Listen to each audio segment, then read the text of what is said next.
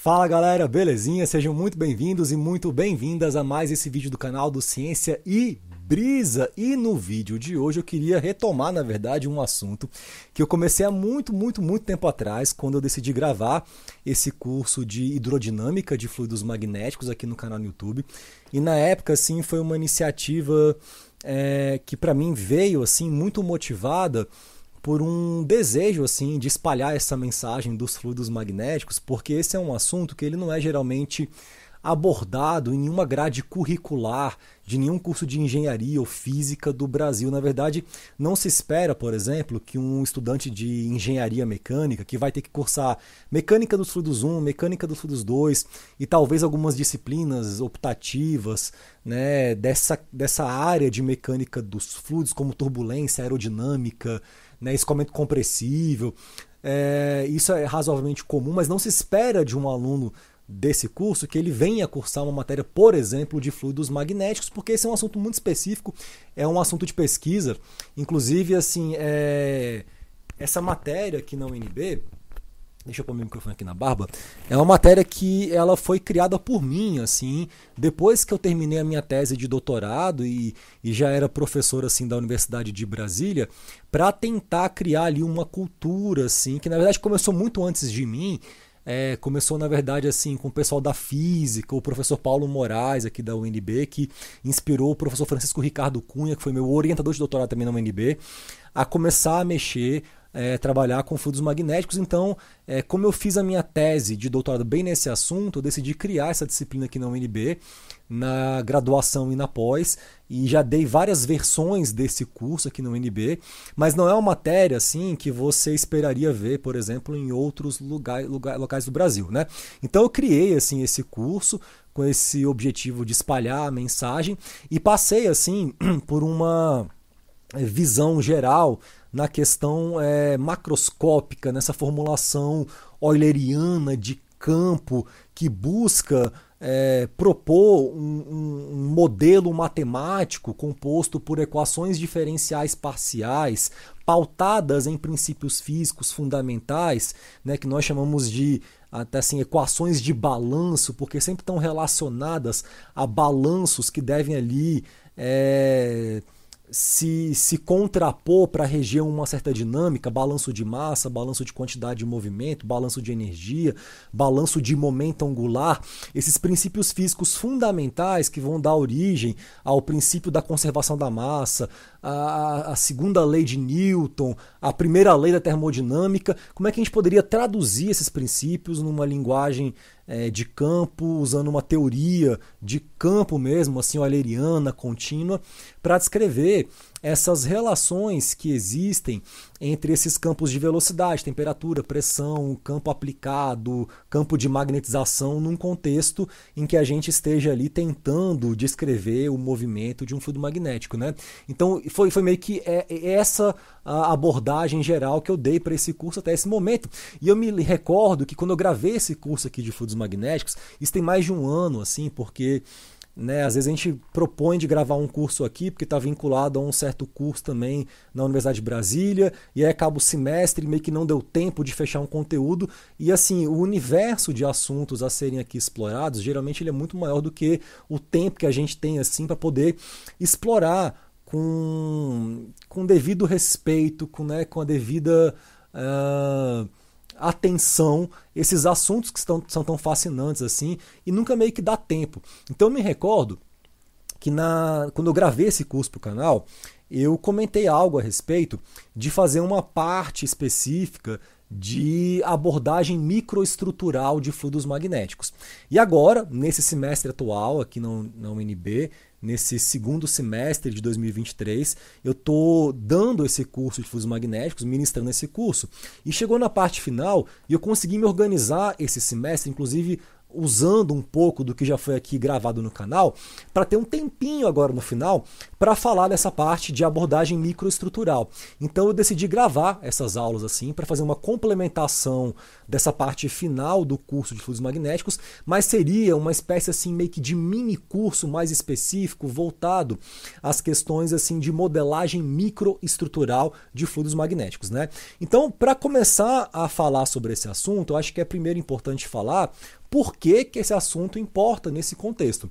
Quando a gente olha para aquelas equações diferenciais parciais, né, que compõem esse resumo da obra do que seria essa ferrohidrodinâmica, a gente tem alguns termos ali naquelas equações que eles estão muito relacionados ao comportamento coletivo dessas nanopartículas que nessa escala do contínuo que eu não consigo enxergar vai estar sendo assim determinante para reger o comportamento de algumas propriedades médias, macroscópicas, efetivas, bulks, globais, dentro desse olhar, né, da hipótese do contínuo, para eu descrever esse cenário global. Por exemplo, aquele termo que entra na equação evolutiva da magnetização, que é o tal do M0, que eu chamo de magnetização de equilíbrio. Que aqui nesse curso eu apresento um primeiro modelo para computar esse M0, que é o modelo de Langevin. Um modelo que assume uma função estatística tipo de Boltzmann para reger esse balanço de mecanismos em que eu tenho um mecanismo determinístico que tem a ver com uma energia desse campo magnético que opera sobre as partículas e que vai fazer um esforço para alinhar essas bichinhas na direção dele. E eu tenho ali um mecanismo meio que probabilístico que tem a ver com esse movimento browniano, que é meio que randômico e que tenta desalinhar as partículas, e esses caras vão estar competindo, e aí tem um parâmetro lá, que é o parâmetro alfa, que é o μ0 Mzinho H sobre KBT, esse μ0 MH é uma energia do campo magnético, esse KBT é uma energia de flutuação térmica, então esse balanço vai estar ali dentro daquele parâmetro adimensional, que é o alfa, e existe aparentemente uma função matemática, a função Langevin desse parâmetro alfa, que vai me falar como que essa magnetização de equilíbrio vai se relacionar com essa temperatura, com esse campo que está sendo ali aplicado nas partículas. Então esse modelo de Langevin para o M0, ele é um modelo que ele já começa a tentar falar de alguma coisa da física que está rolando ali na escala das partículas para traduzir essa dança que vai estar ali acontecendo em termos de um modelo médio efetivo que vai me dar para onde que essa magnetização de equilíbrio tem que caminhar para uma dada combinação de energias ali que vão estar vinculadas principalmente ao campo aplicado e à temperatura. Essa dependência das propriedades magnéticas de H e de T, inclusive, é um conceito fundamental nessa termodinâmica de materiais magnéticos, porque a termodinâmica convencional de substâncias puras não magnéticas, ela usa muito pressão e temperatura como variáveis independentes para você definir estados termodinâmicos. Então você tem um calor específico, a pressão constante, ou a volume constante que seja, e esses caras vão estar relacionados com temperatura e pressão para uma substância pura. Então quando eu defino, por exemplo, para a água, a pressão e temperatura numa condição em que esse cara não está mudando de fase, isso me é suficiente para eu definir um estado termodinâmico, e com esse estado termodinâmico, então, eu consigo saber quais são as outras variáveis, as outras propriedades termodinâmicas da água. Entalpia, energia interna específica, todo mundo que fez termodinâmica aqui, de engenharia mesmo, essa termodinâmica de ciclo Otto, diesel, Rankine, de ficar olhando pontinho num ciclo ali, num diagrama PV, ou diagrama TS, para calcular potência, trabalho, sabe disso. Em materiais magnéticos não é pressão e temperatura muito, é campo e temperatura. Então, a ideia de um modelo de Langevin, né, que está tentando chegar numa proposição de um comportamento para essa magnetização de equilíbrio em função de um parâmetro físico tipo um alfa, que já engloba campo H e temperatura ali dentro, ela é maravilhosa, porque eu espero que a magnetização, sendo uma propriedade que vai estar relacionada à capacidade daquele material de responder à ação de um campo externo, ela deve depender, né, de temperatura e de campo. Na verdade, até deixa eu pegar aqui a minha lousa, porque assim, essa aula introdutória aqui é uma aula assim para a gente organizar a cabeça, para a gente entender por que é importante falar de modelagem microestrutural. Talvez, eu nem sei se eu vou chegar assim no cerne da questão hoje mesmo. A minha ideia é gravar vídeos curtos, objetivos, para a gente ir gradativamente formando aqui uma pequena biblioteca assim, de um material que vai formar uma complementação do que ficou faltando no curso original de fluidos magnéticos aqui do canal e que contemple essa parte micro, para que a gente entenda de maneira muito clara a relação micro-macro. Então, deixa eu só pegar essa folha aqui e pôr um fundo plano. E aqui eu vou meter um zoom e vou usar um formato livre, só para destacar algumas ideias que eu estou falando aqui. Essa ideia, então, de que a minha magnetização deva ser uma função de H e T, ela é fundamental quando a gente pensa, por exemplo, no modelo superparamagnético, em que M, vetor, vai ser um Ki H, e que esse Ki é uma suscetibilidade magnética. Vamos pôr aqui o nomezinho bonitinho. Cadê minha caneta? Ai. Agora eu perdi meu raciocínio para procurar a letra. Eu acho que é Purisa o nome da fonte. Eu quero regular. Isso, achei. Eba. Então esse cara aqui seria a minha susceptibilidade magnética. Espera-se que esse cara aqui, esse aqui, cadê a minha canetinha? Achei.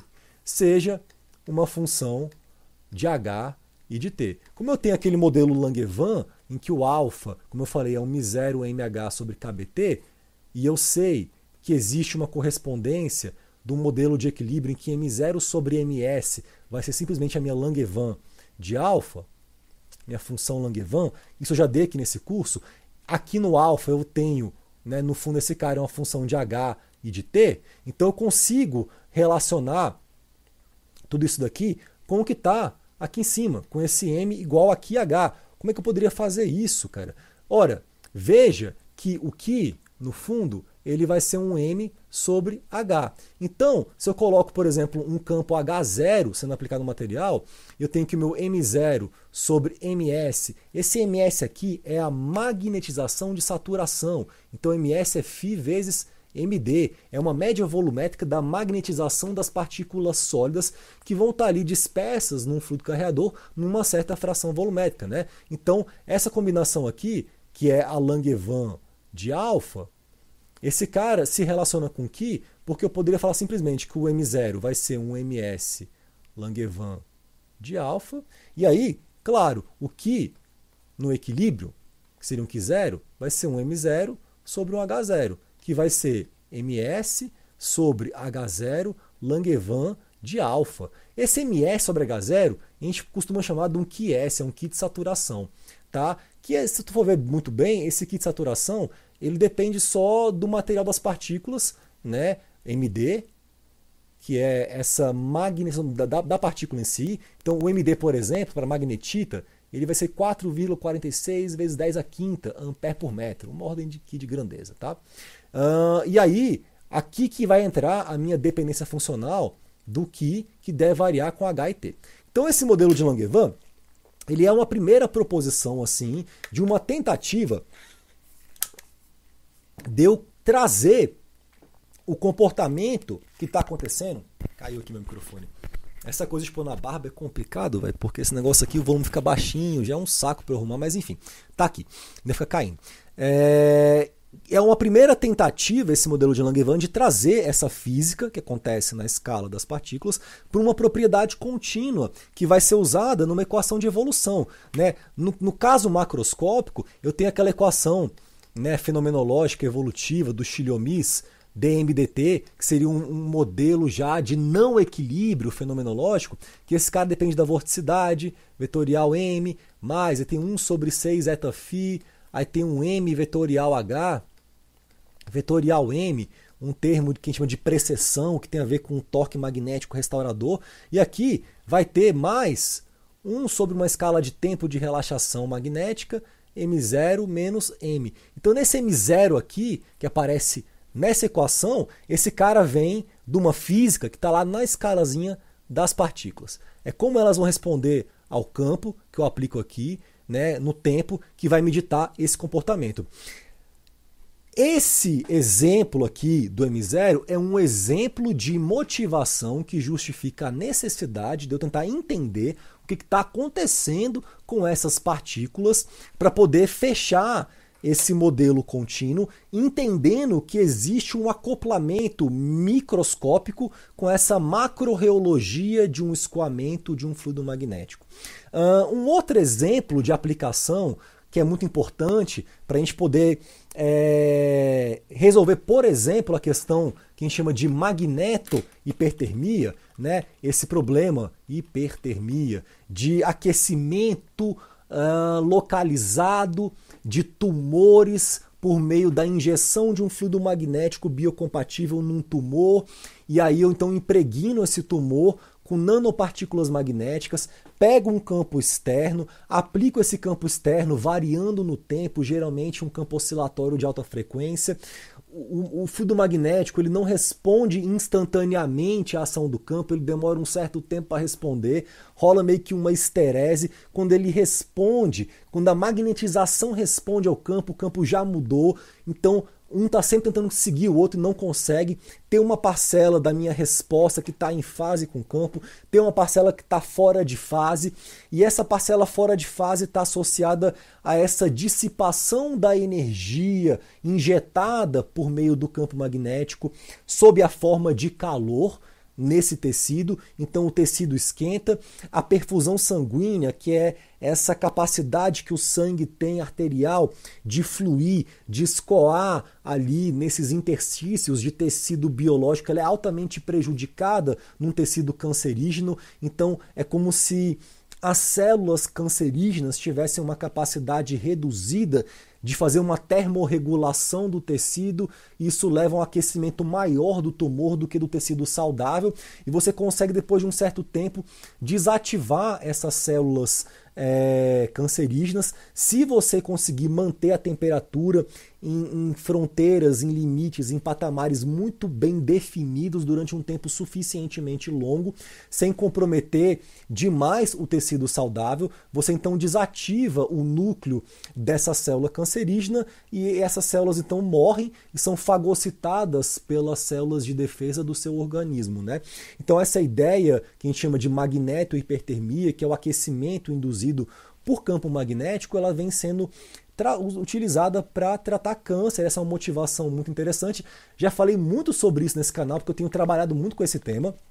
E nesse contexto, onde está a aplicação, onde está o link micro, macro, aonde seria interessante a gente, por exemplo, usar simulações computacionais da microestrutura de fluidos magnéticos para tentar trazer alguma luz para o entendimento de como esse tumor vai esquentar ou não. Nesse contexto, galera, eu tenho aqui uma região de tecido saudável e tenho aqui o meu tumor, tá? Pense num tumor esférico aqui, bonitinho, tumor. Aqui a gente vai ter que resolver uma equação diferencial contínua, que é a equação da energia para esse cara, que a gente já viu aqui, inclusive nesse curso, tem uma playlist de condução de calor.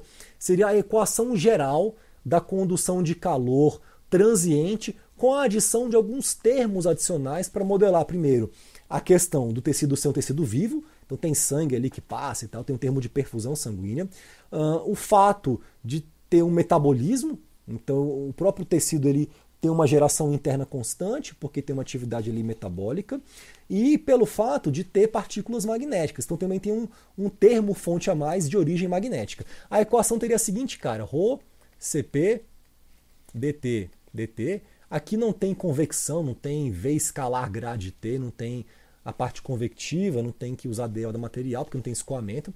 Aqui eu teria o termo, né, de fusão, aqui um termo de uma taxa metabólica para computar o fato de que é um tecido vivo. Aqui, perdão, um termo que eu vou chamar de um termo de produção de origem magnética, que esse cara é o cara que interessa a gente. E aqui eu tenho mais um termo assim que tem a ver com a perfusão sanguínea, que vai ser ρB, ômega B, CB. Não vai caber aqui, então já vou fazer o seguinte, vou pegar esse termo um pouco embaixo. Não tem problema mais. Somou, a equação continua aqui embaixo. E aqui eu tenho a temperatura do sangue menos a temperatura local do tecido, né? Um termo de perfusão sanguínea. Isso aqui seria meio que a cara dessa equação para resolver o tumor. Aonde que está a questão das partículas? Nesse termo aqui, magnético. O que a gente pode falar aqui a princípio é que é justamente o comportamento dessa série temporal aqui, magnetização por tempo, que vai estar associado à quantificação desse termo P magnético. Então, se eu sou, por exemplo, capaz de fazer simulações microestruturais que modelem como que as partículas... Terceira vez que esse cara cai aqui, minha barba deve estar escorregadia. Deixa eu pôr mais para cima. Se eu sou capaz de fazer uma simulação microestrutural que mostra como as partículas vão flipar ao longo do tempo, oscilar em torno de um valor ali de referência, essa série temporal ela vai ser suficiente para modelar esse termo de produção magnética. Eu não vou entrar aqui nos detalhes assim da matemática, mas aqui tem um artigo bem interessante que a gente publicou recentemente, né, no começo desse ano, em que a gente faz o que a gente chama de Langevin Dynamic Simulations. E é esse tópico que eu queria assim, abordar bem nesse mini curso de modelagem microestrutural do comportamento de fluidos magnéticos, né?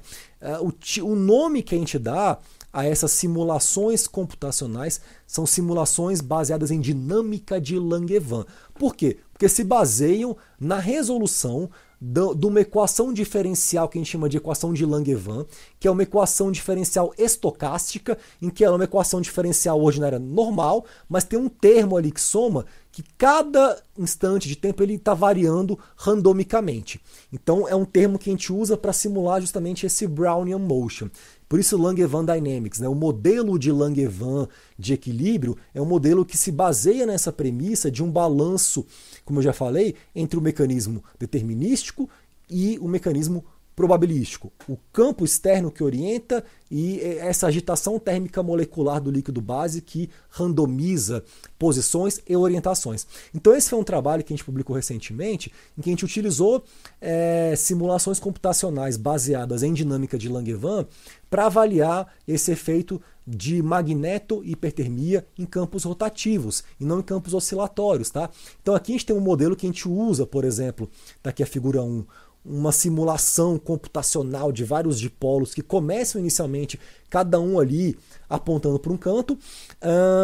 A gente faz várias realizações independentes, com condições iniciais aleatórias e independentes umas das outras, e a gente cria uma quantidade exorbitante de números randômicos ao longo da execução de uma simulação dinâmica dessa, e a gente não fica repetindo o número randômico em cada realização. Então a gente busca nesse banco de dados gigantesco de números randômicos valores independentes para realizar experimentos computacionais simultâneos e independentes e fazer, enquanto realiza essas simulações, uma estatística em cima dessas várias realizações para obter o comportamento dessas séries temporais de magnetização, para usar essa informação para calcular um termo-fonte que vai entrar numa equação da energia para eu simular o tumor. Então esse é um exemplo perfeito desse artigo, desse link micro-macro. Então aqui tem uma formulação do problema, em que a gente tem as equações que vão governar essa física. Veja que a equação 1 e 2 são equações muito familiares para a gente. É a segunda lei de Newton para cada partícula I que está ali no meu sistema. Então, dá até para dar um zoom um pouco maior aqui. A equação 1 tem aqui o primeiro termo, massa vezes aceleração no lado esquerdo, e a equação 2 é o momento angular. Eu tenho um momento de inércia que multiplica uma aceleração angular. O lado direito vão ser as forças que atuam nas partículas. Nesse modelinho aqui inicial, eu estou assumindo uma primeira força, que é essa força aqui, que eu vou até circular, que é um arrasto de Stokes, né? Um arrasto que uma esfera vai experienciar quando ela se movimenta em low Reynolds number flow. Então aqui eu faço todo um argumento, né, que partículas magnéticas típicas suspensas em ferrofluidos reais têm um tamanho médio de 10 a menos 8, né, metros. Isso para argumentar que o Reynolds vai ser muito pequeno. Então é creeping flow, que a gente chama, que é low Reynolds number. A gente consegue, resolvendo a equação de Stokes, eu vou segurar esse microfone porque ele está me incomodando. Então a gente consegue, assim, resolvendo a equação de Stokes, que é a equação do movimento, seria Navier-Stokes sem um termo inercial, em torno de uma esfera, obter essa força de arrasto que essa esfera vai experienciar, que é menos 6 pieta A, né? Eta é a viscosidade dinâmica, de cisalhamento desse fluido viscoso, A é o raio da partícula. Então eu tenho aqui uma força de Stokes, um arrasto de Stokes, translacional e rotacional. Tem aqui um empuxo líquido da gravidade, né? A partícula pode subir e descer. Tem aqui uma força browniana, e essa força é uma força aleatória, randômica. Também tem aqui um torque browniano, então as partículas vão ficar girando assim e movendo assim.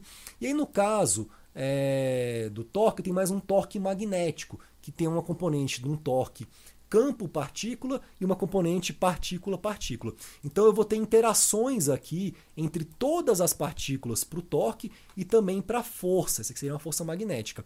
E no caso também da questão translacional, eu tenho dois termos extras que são meio que numéricos, que é uma força repulsiva e uma força de contato, primeiro para evitar que uma partícula entre dentro da outra, então tem uma repulsãozinha lá, que é uma coisa bem numérica, que ela aumenta conforme as partículas se aproximam, e uma força de contato que é o seguinte: se por algum acaso eu tiver um pequeno overlap de partícula, eu vou gerar uma força de contato para poder repelir elas e evitar que uma partícula cole na outra. Até porque essa força magnética é uma força que ela decai com o inverso da distância entre as partículas elevada à quarta potência. E esse torque já é 1 sobre R ao cubo.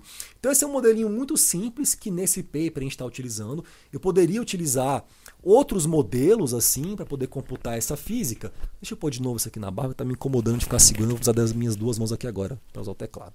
Enfim, e aí aqui eu tenho nesse artigo todo o bizu de como essas forças magnéticas são computadas. Existe um potencial de interação de polo, que ele decai com esse inverso da distância entre as partículas elevado ao cubo. Ele depende da orientação do dipolo da partícula I e da orientação do dipolo da partícula J e desse vetor R e J chapéu, que é um vetor unitário que ele vai conectar, né, como uma partícula vê a outra. Então aqui eu defino direitinho no texto, esse é um modelinho. A força magnética depende do gradiente desses potenciais, então dá essa expressãozinha na equação 6. Repare aqui que a força magnética que atua na partícula I, ela depende de um somatório para J diferente de I, desses termos aqui que envolvem esse produto da magnitude dos momentos de dipolo das partículas I e J, essa distância entre as partículas e essas orientações, tá?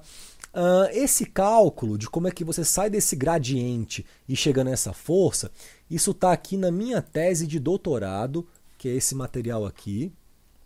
Deixa eu pôr na primeira página para referenciar, que tem esse título. Cadê? Cadê a primeira página? Isso. Micromecânica e microhidrodinâmica de suspensões magnéticas, né, que eu escrevi em 2013 sobre a orientação do professor Francisco Ricardo da Cunha. E aqui, no apêndice, cara, tem uma parte aqui, deixa eu ver se eu acho, bem no final. Parará. Biografia. Essa aqui é uma parte de microhidrodinâmica.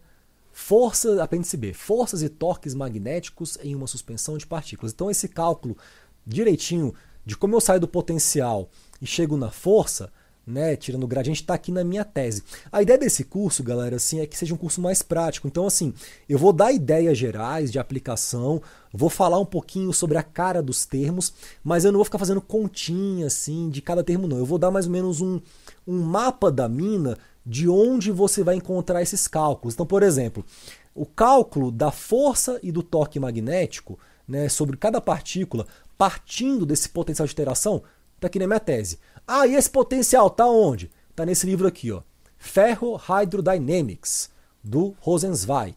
Então aqui, nesse livro, logo no comecinho, vamos folhear aqui, ó. Cadê? Interaction Energy of Two Dipoles, página 15, capítulo 1.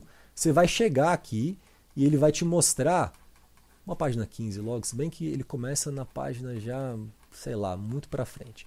Então, deixa eu fazer isso daqui, passar mais rapidamente. Página 15, tá aqui.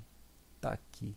Quando ele pega e define um dipolo como um cilindrozinho, que tem uma parte de uma densidade superficial negativa de polos numa área, uma densidade positiva na outra, e um ponto P aqui vai sentir esse dipolo como? Ou seja, qual é o campo induzido em P por um dipolo que está aqui, nesse lugar. E se depois em P eu pegar e colocar 2 dipolos, cadê? Cadê os dipolozinhos em P? Aqui, 2 dipolos, interaction of 2 dipoles. E aqui ele chega e define essa energia do potencial de interação magnética entre 2 dipolos, que chega na expressão aqui, ó, dipolo-dipolo. Equação 1.20, que nesse artigo aqui, ela tá com essa cara aqui, ó, 3, tá bom? Então, tá no livro do Rosenzweig, esse potencial, tá no apêndice da minha tese, como a gente sai do potencial chegando à força. Aqui, então, a gente tem a força magnética, e aí tem um modelozinho que a gente usa para computar as forças e torques brownianos, que está aqui, Brownian Forces and Torques. E aqui a gente assume algumas ideias fundamentais. Na minha tese tem um capítulo, que é esse capítulo aqui, ó, deixa eu ver, capítulo 5, se não me engano. Não, acho que é no começo, desculpa, capítulo 2, quer ver? Em que eu falo sobre o movimento browniano, que é bem legal. Aqui, ó, Brownian Motion. Então o capítulo que eu falo sobre o movimento browniano é o capítulo 3. Então na minha tese depois está lá forças brownianas. E aqui a gente mostra alguns exemplos de trajetórias típicas. Isso aqui é simulação numérica de typical trajectories, né? No caso de Brownian Motion, com um número de Peclet muito pequeno. Esse número de Peclet é um parâmetro físico adimensional, que quanto menor, mais browniano vai ser, quanto maior, menos browniano vai ser. Ele relaciona uma razão entre 2 escalas de tempo, a escala de tempo browniana com uma escala de tempo meio que convectiva ou do flow. Então se o Peclet é baixo, o Brownian Motion ele acontece numa escala muito rápida e a partícula sente bastante. Aqui é interessante, inclusive, que eu mostro trajetórias relativas típicas, né, de vários Peclets. Então, conforme eu aumento esse Peclet, eu aumento essa escala de tempo browniana, a partícula demora mais tempo para senti-la, de tal sorte que ela acaba sedimentando em algum momento. Então, aqui existe uma formulação de forças e torques brownianos na minha tese, em que, deixa eu ver que eu falo sobre isso que é importante, em que tem toda uma formulação interessante, em que eu assumo 2 características fundamentais dessa força browniana. Uma delas, que essa força ela é isotrópica, ou seja, uma média, e aqui esse símbolo de maior e menor é média de realização, em cima de uma força randômica browniana ao longo do tempo, tem que ser 0, para falar que essa força tem que oscilar para cima o tanto que ela oscila para baixo e em todas as direções, sem uma predileção de querer oscilar mais em uma direção do que em outra. Então existe uma hipótese aqui nessa modelagem matemática da ordem de grandeza de forças e de torques brownianos, de que esse mecanismo ele é isotrópico e que ele é descorrelacionado. Então o que a gente assume é que esse produto diático de uma multiplicação dessa força randômica em 2 instantes de tempo diferentes, um tempo t e um tempo t', deve estar associada a um delta de Dirac, para falar que essa força também ela é descorrelacionada rapidamente no tempo. O que a gente pode chamar de ruído branco, por exemplo, ou vincular isso a um processo dito markoviano, tá? Então essas 2 hipóteses aqui de isotropia e de falta de memória, elas levam a gente a conseguir quantificar, usando algumas ideias centrais que eu não vou entrar aqui agora, dentre elas, inclusive, um teorema que ele assume um equilíbrio da equipartição da energia entre flutuação e dissipação, e por isso dissipação parece que é a viscosidade do fluido. No final das contas, eu tenho um modelinho para minha força randômica que ela envolve um KBT, uma energia de flutuação, ela envolve um coeficiente de amortecimento, então também tem uma dissipação, então aqui é flutuação, aqui é dissipação, ela envolve um delta tal, um passo de tempo, na verdade é um delta de tempo no qual a minha partícula vai ter experienciado muitos kicks, né, enquanto antes de evoluir para uma próxima orientação, e ela envolve um vetor randômico aqui. Esse aqui é um vetor randômico que tem uma distribuição uniforme entre -1 e 1 nas minhas simulações, tá? Então tá aqui, ó, um vetor randômico. Na verdade a distribuição aqui é gaussiana, entre -1 e 1, tá? Então, alguns aspectos meio que fundamentais, e aqui nesse artigo então a gente usa essa ideia de um formalismo, de uma abordagem micro, para no final das contas chegar aqui, tem até uma figurinha típica aqui eu acho, deixa eu ver. O pior que não está nesse artigo não, está no outro artigo essa figurinha típica, que é essa daqui que eu queria mostrar para vocês, quer ver? Só um segundinho, galera. Eu vou lembrando, cara, de muita coisa, e é muita coisa realmente na minha cabeça, cara, e eu fico empolgado, e eu preciso dar, assim, um fechamento, senão vocês ficam muito confusos.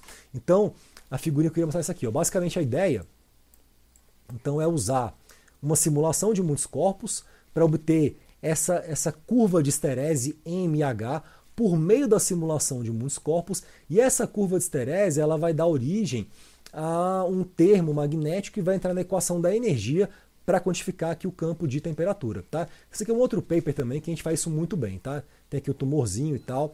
Então, a ideia central é que a gente seja capaz de olhar para a microestrutura, olhar para o que está acontecendo com as partículas lá dentro, e esse olhar ele vai levar a gente à obtenção de um modelo matemático que vai se basear principalmente na segunda lei de Newton aplicada a cada nanopartícula que constitui, né, um pedaço de um ferro fluido, e por meio de uma simulação computacional de muitos corpos, eu vou conseguir obter as posições, as velocidades translacionais e rotacionais e as orientações dessas partículas ao longo do tempo, e essas informações elas vão ser suficientes para que eu consiga então resolver um problema contínuo já, porque o fato de um fluido magnético ter pequenas partículas ali dentro, ele leva a gente a ter que conhecer alguma coisa do que está rolando ali dentro com essas partículas